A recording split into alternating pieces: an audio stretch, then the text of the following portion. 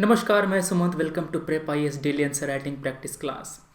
हमने आपको 2 सवाल दिया था एथिक्स GS4 का। पहला था ट्रांसपेरेंसी एंड अकाउंटेबिलिटी पे, दूसरे थे टर्म्स के डिफरेंस पे, जहाँ पर आपको टर्म्स को डिफाइन करना था और अपने एग्जाम्पल के थ्रू उसको अंतर बताना था उनके बीच में। ठीक है ना। तो पहले करते क्या है, हम जो कंटेंट है, मॉडल आंसर है, उसको पढ़ लेते हैं, उसके बाद आपके आंसर्स को रिव्यू करेंगे। पहला सवाल है, what do you understand by the terms transparency and accountability in administration? Bring out the relationship। पहले करेंगे क्या, आप पहले ट्रांसपेरेंसी को डिफाइन कर देंगे, अकाउंटेबिलिटी को डिफाइन कर देंगे एग्जांपल देते हुए। उसके बाद दोनों के बीच में जो संबंध है ना, वो बता देंगे। आप ये बताएंगे कि किस तरह ट्रांसपेरेंसी से अकाउंटेबिलिटी आती है और किस तरह अकाउंटेबिलिटी से ट्रांसपेरेंसी आती है, मतलब कि दोनों एक दूसरे को इन्फोर्स करते हैं, ये बताना है आपको। सवाल का जो मार्क्स है 10 मार्क्स है और वर्ड आपको 150 वर्ड में लिखना था आंसर। चलो शुरू करते हैं। क्या मतलब होता है ट्रांसपेरेंसी का? ट्रांसपेरेंसी का मतलब ये होता है कि जो इन्फॉर्मेशन है, जो पब्लिक इन्फॉर्मेशन है, वो पब्लिक डोमेन में अवेलेबल है। सरकार जो काम करती है, जो भी डिसीजन लेती है, सबके बारे में जानकारी पब्लिक को दी जाती है। इसको हम कहते हैं ट्रांसपेरेंसी। इससे होता क्या है, सरकार कैसे काम कर रहा है, डिसीजन कैसे लिया जा रहा है, कौन डिसीजन ले रहा है और क्या देख के किस क्राइटेरिया डिसीजन लिया जा रहा है, सारी बातें पब्लिक डोमेन में होती हैं। तो इससे क्या होता है, ट्रांसपेरेंसी बढ़ती है। ट्रांसपेरेंसी का एक एग्जांपल है ई ऑक्शन, मतलब कि मान लो कोई टेंडर निकलता है, तो टेंडर में जो सरकार है ना, वो बताती है कि मुझे कौन सा सामान प्रोक्योर करना है, कौन सा सामान खरीदना है। उसके बाद जो डीलर्स हैं, जो टेंडर मतलब सबमिट करने वाले लोग हैं, वो ऑफर करते हैं कि मैं आपको ये सामान इतने रुपए में दूंगा। तो उस हिसाब से उनको वो जो ऑर्डर है वो दिया जाता है। तो यहाँ पर पूरा जो इन्फॉर्मेशन है ना, वो पब्लिक डोमेन में रहता है कि ये टेंडर किसको दिया गया, कितने दाम पर दिया गया। तो इसको हम कहते हैं ट्रांसपेरेंसी। अगला है अकाउंटेबिलिटी। इसका मतलब क्या होता है? इसका मतलब ये है कि जो भी व्यक्ति डिसीजन ले रहा है, वो अपने डिसीजन के लिए अकाउंटेबल होगा। मतलब कि अगर कोई समस्या होती है तो उसके प्रति वो जिम्मेदार होगा। मतलब कि उसके डिसीजन से अगर कोई नेगेटिव कंसिक्वेंस आता है तो उसका सजा भुगतने के लिए वो तैयार रहेगा। ठीक है ना। He will submit themselves to the scrutiny. जांच करी जा सकती है उस पर कि उसने डिसीजन कैसे लिया, कहीं कोई गलत इंटेंशन तो नहीं था। इसको हम कहते हैं अकाउंटेबिलिटी। अकाउंटेबिलिटी कब नहीं होती? जब आपके डिसीजन के लिए आपको जिम्मेदार ना ठहराया जाए, जब आपको फ्री हैंड दिया जाए और कुछ पूछा ना जाए कि आप डिसीजन क्यों ले रहे हो, कैसे ले रहे हो, तो हम कहते हैं कि वो अकाउंटेबल नहीं है, वो अपना काम कर रहा है चुपचाप। ठीक है ना। होता क्या है कि यहाँ पर जो सैंक्शन का इन्फोर्समेंट है ना, वो भी होता है। मतलब कि अगर आपने कोई गलत काम किया तो आप पर सज़ा लगाई जा सकती है। जैसे कि जो हमारा गवर्नमेंट है, एग्जीक्यूटिव है ना, वो पार्लियामेंट के प्रति अकाउंटेबल है। Parliament no confidence motion pass कर सरकार को हटा सकती है। वैसे ही जो पार्लियामेंट्रियन हैं, MP हैं, वो जनता के प्रति अकाउंटेबल हैं। अगर सही काम नहीं करेंगे तो लोग उनको अगले चुनाव में हरा देंगे। ये हो गया क्या, ट्रांसपेरेंसी और अकाउंटेबिलिटी। अब देखना है कि दोनों में संबंध क्या है। हम देखेंगे कि किस तरह से ट्रांसपेरेंसी अकाउंटेबिलिटी को इंश्योर करता है और किस तरह से अकाउंटेबिलिटी ट्रांसपेरेंसी को इंश्योर करता है। दोनों के बीच में कंप्लीमेंट्री रिलेशनशिप है, दोनों एक दूसरे को इन्फोर्स करते हैं। ठीक है। अकाउंटेबिलिटी ये बताता है कि हमारे पास किस तरह का ट्रांसपेरेंसी है। अगर अकाउंटेबिलिटी हाई होगी तो ट्रांसपेरेंसी भी हाई होगी। समझ रहे हो? और अगर ट्रांसपेरेंसी हाई है तो अकाउंटेबिलिटी भी हाई होगी, क्योंकि ट्रांसपेरेंसी हाई होने से जो ऑफिसर काम कर रहा है उसकी सारी बातें पब्लिक डोमेन में रहेंगी। तो सोचो, अगर काम करने में ट्रांसपेरेंसी है तो पीपल उसको अकाउंटेबल होल्ड कर पाएंगे। फॉर एग्जांपल, अगर सरकार का किया हुआ काम RTI के तहत बाहर आता है तो सरकार की जो जिम्मेदारी है, अकाउंटेबिलिटी है, वो बढ़ जाएगी। वैसे ही अगर वो ऑफिसर अकाउंटेबल है तो वो ज़्यादा डॉक्यूमेंट पब्लिक डोमेन में रख पाएगा। ठीक है ना। अगर मैं कहूँ कि PIO जो है वो अकाउंटेबल है इन्फॉर्मेशन के लिए, तो वो कैसा काम करता है, सब बातें पब्लिक डोमेन में आ पाएंगे। ठीक। तो एक तरह से जो अकाउंटेबिलिटी है ना, वो ट्रांसपेरेंसी को भी इंश्योर करता है। जैसे कि CAG जो है वो ऑडिट करता है। इसी कारण से जो अलग अलग डिपार्टमेंट हैं, मिनिस्ट्रीज़ हैं, उनको अपना रिकॉर्ड सही से ट्रांसपेरेंट फॉर्म में रखना होता है। तो अकाउंटेबिलिटी से ट्रांसपेरेंसी आती है। ठीक है। तो ये हो गई बातें हमारे इस सवाल की। अब जो आपका आंसर है वो देखते हैं। मैं फोकस ये करूंगा कि आपने एग्जाम्पल किस तरह के लिखे हैं। अगर आपके एग्जाम्पल अच्छे होंगे तो आपको नंबर ज़्यादा मिलेगा। चलो देखते हैं। पहला आपका जो सवाल है वो ये है कि आपने पहले डिफाइन कर दिया ट्रांसपेरेंसी को। सेकंड ARC रिपोर्ट कहता है कि transparency is a master key to open lock of good governance. It is a principle that allow those affected by administration decision, business transaction और charitable work to know only the basic fact और figure. Define कीजिए transparency क्या होती है, ये definition नहीं है उसका, ठीक है ना। फिर आपने दिया example in model district of मोचा Chhattisgarh people are using RTI act as tool for transparency to secure employment and scholarship. बढ़िया एग्जांपल है वाला। To enhance transparency government initiative e governance, e Bhoomi, e Chaupal, e procurement. फिर आपका जो other scam है where crucial link between politician and military official where disclose by the RTI। ये तो example बढ़िया दिया है, ठीक है। मगर समस्या यह है कि आपका जो डिफिनेशन है ट्रांसपेरेंसी का वो सही नहीं है। वेरियस RTI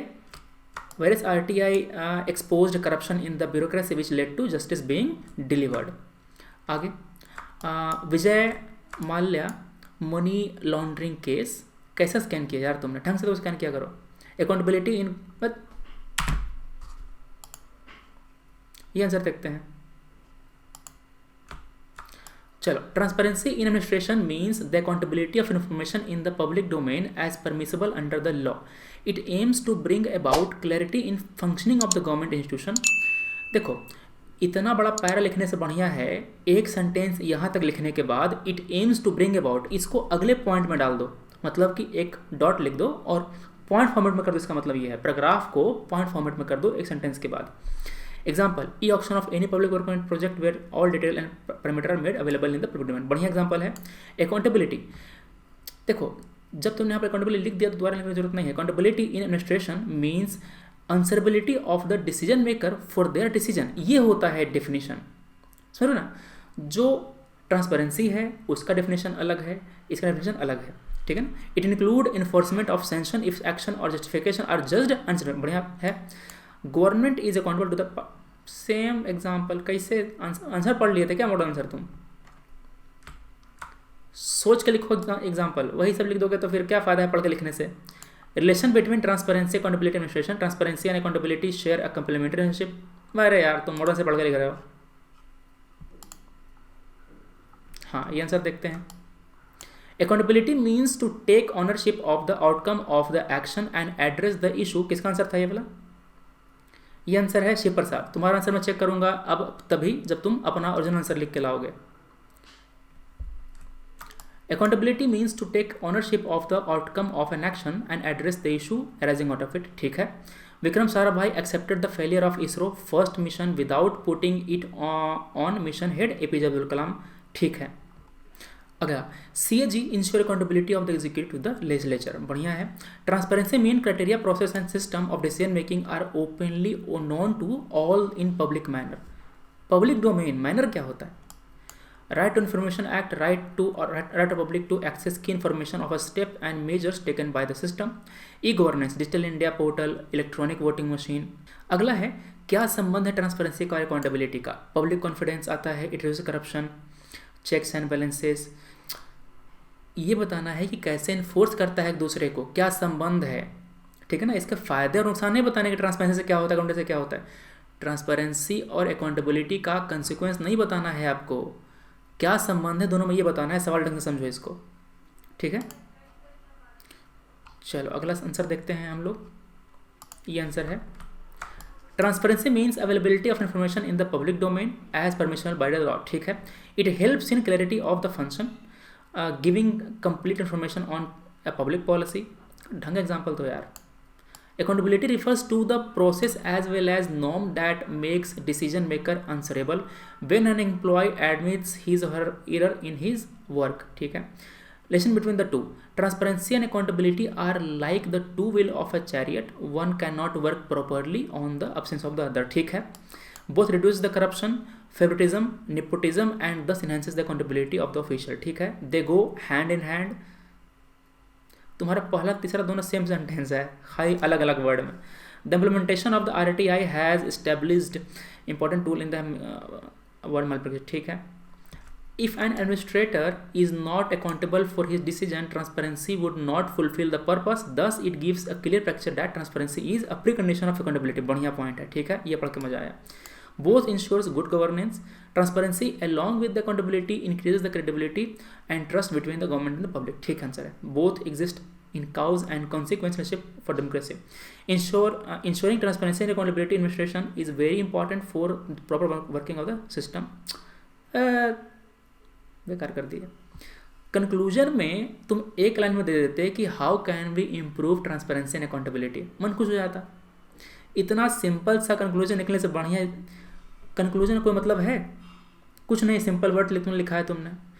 इससे अच्छा क्या होता अगर तुमने एक वे फॉरवर्ड दे दिया होता कि अगर हम ये काम करेंगे तो हमारे यहाँ दोनों चीज़ें इंश्योर होंगी और काम अच्छे से होगा। समझ गए बात?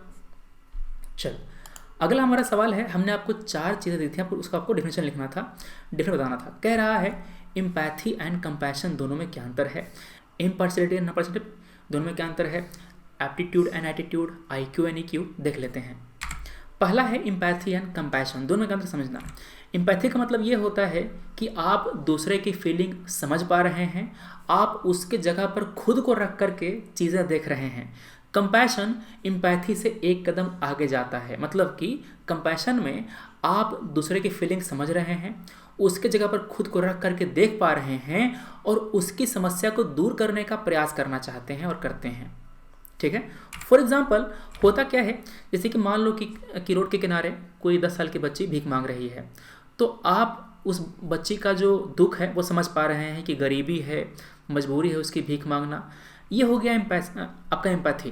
कंपैशन तब होगा जब उस बच्ची का दुख दूर करना चाहेंगे। आप किसी NGO को फ़ोन कर सकते हैं, उन्हें बुला सकते हैं और बच्ची को रेस्क्यू कर सकते हैं, उनको आप एजुकेशन वगैरह दिला सकते हैं। ठीक है, तो ये होता है एग्जाम्पल कंपैशन का। इसी तरह से अगर आप देखते हैं कि कोई बुजुर्ग है, बुजुर्ग पर कोई अत्याचार कर रहा है, तो आप बुजुर्ग का दुख समझ पा रहे हैं, ये आपका एम्पैथी है। मगर बुजुर्ग की देखभाल करना, उनके लिए कुछ व्यवस्था करना, ये आप में जब कंपैशन होगा ना तभी कर पाएंगे आप। ठीक है, एक एग्जाम्पल और लेते हैं। मान लो कि आप इंटरव्यू देने जा रहे हैं UPSC का और किसी का एक्सीडेंट हो गया है रोड पर। अगर आप उस एक्सीडेंट जिसका हुआ है उसका दुख आप समझ पा रहे हैं, उसकी मजबूरी समझ पा रहे हैं, तो आप में एम्पैथी है। मगर अगर आपने उसको इग्नोर किया और चल दिए इंटरव्यू देने, मतलब कि यू लैक कंपैशन। अगर आपने उसकी मदद करी, उसको आप उठा करके अस्पताल ले गए, या एम्बुलेंस को फ़ोन कर दिया, तो ये दिखाता है कि आप में कंपैशन है। क्लियर है?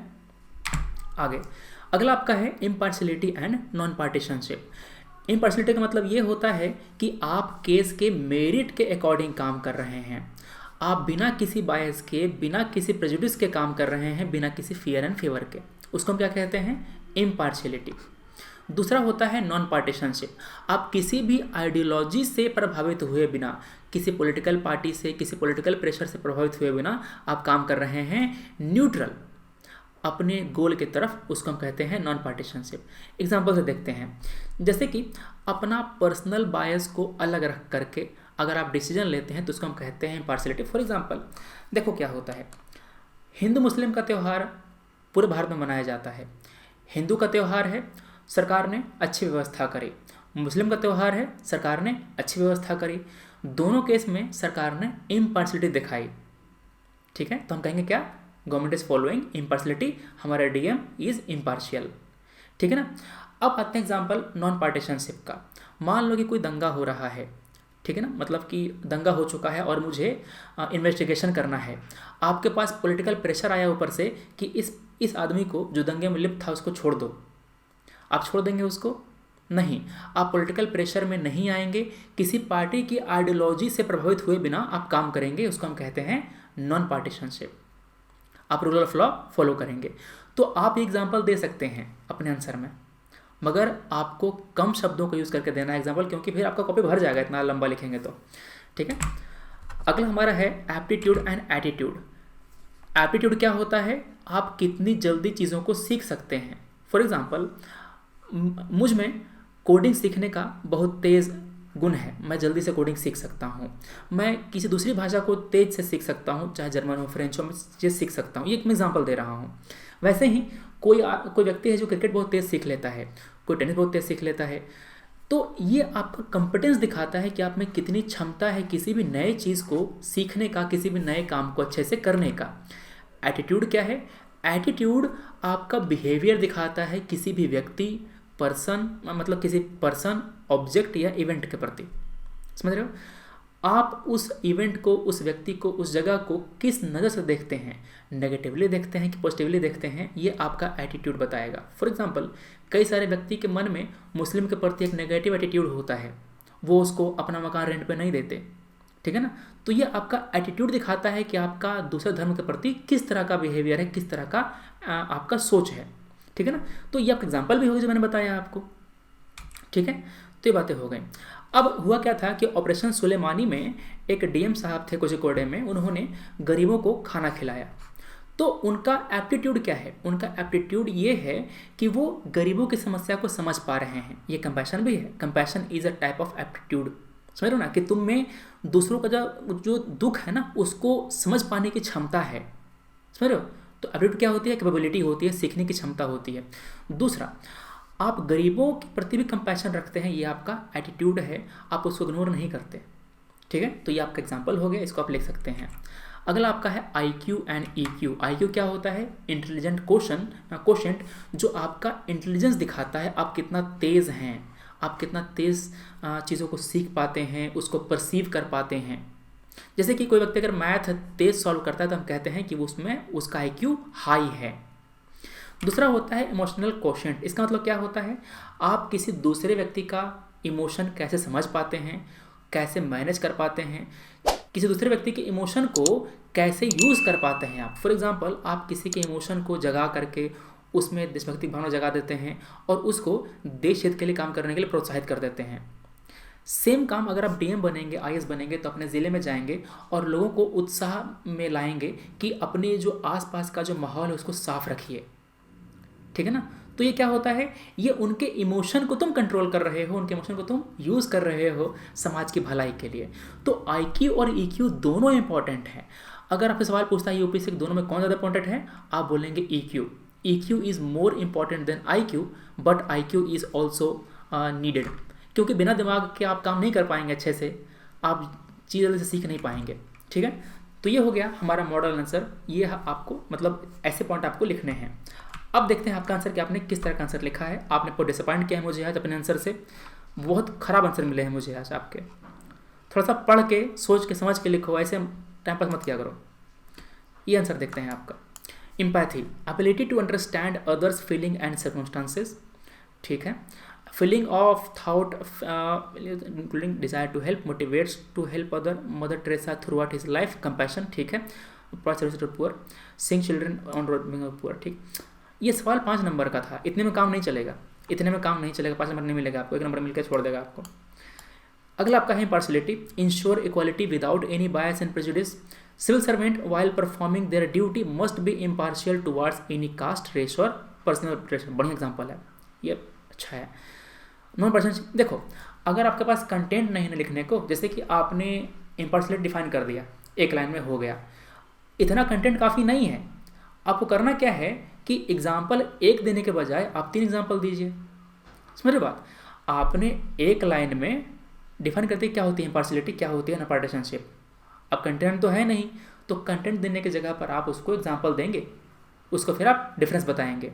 एग्जाम्पल के जरिए अंतर बताया जाता है, समझ गए। Civil servant must be politically neutral, ठीक है, नॉट पार्टीशनशिप का। अगला आपका attitude, it is person's feeling, opinion और परस्पेक्टिव अबाउट समथिंग, ठीक है। It is a potential ability to acquire skill and knowledge, बढ़िया है एग्जाम्पल, मतलब आप डेफिनेशन। अगला देखते हैं, related to character and personality, related to talent, ठीक है। Formal attitude towards formula, Mary Kom's aptitude towards her goal, her first Indian women boxer to win the gold medal, ठीक है। IQ, intelligent quotient is a measure of one's ability to acquire knowledge and solve problems, बढ़िया है। EQ क्या है? ये किसी व्यक्ति की एबिलिटी है to monitor emotions, cope with pressure and control one's thought and action, ठीक है, डिफाइन तो मैंने बढ़िया किया है। IQ of a person is inherent property, वो उसका इनहेरेंट प्रॉपर्टी है। EQ can be increase through practicing self awareness, self confidence, बढ़िया एग्जाम्पल है, ठीक है ना। Einstein high IQ contribute in development of quantum theory, photoelectric effect and even helping today generation in research and development, ठीक है। Civil servant must have high EQ to work under the stressful condition and also to motivate other to मतलब कि दूसरे से काम करा सकें हम लोग, क्योंकि आपका जो मेन काम होता है ना वो वर्कफोर्स को मैनेज करना होता है आईएएस बनने के बाद। मतलब कि आप एक डिस्ट्रिक्ट में ऊपर लीडर की तरह काम करेंगे। Buddha always teaches value of EQ। ठीक है, आंसर ठीक है, मगर वही है थोड़ा सा कंटेंट का अभाव है, उसको ठीक करने की ज़रूरत है। ठीक है ना, चलो ये बातें हो गई। आप में से कई सारे आंसर मैंने देखे हैं, मगर ज़रूरत है इंप्रूवमेंट। जैसे कि आपके ये आंसर है इसमें, ठीक है ना, आपने कंपेयर एंड कॉन्ट्रास्ट किया है, तो जो आप में एग्जाम्पल का बहुत कमी है, इसको ठीक कीजिए। आप एग्जाम्पल नहीं लिखेंगे तो नंबर नहीं मिलेगा एथिक्स में GS4 में। ठीक है, तो ये हो गया पता है हमारे आज की। कल हम डिस्कस करेंगे एक निबंध, आपको मैं टॉपिक दे दूंगा निबंध का। कल मिलते हैं अपने अगले वीडियो में। Thanks for watching, take care, Jai Hind.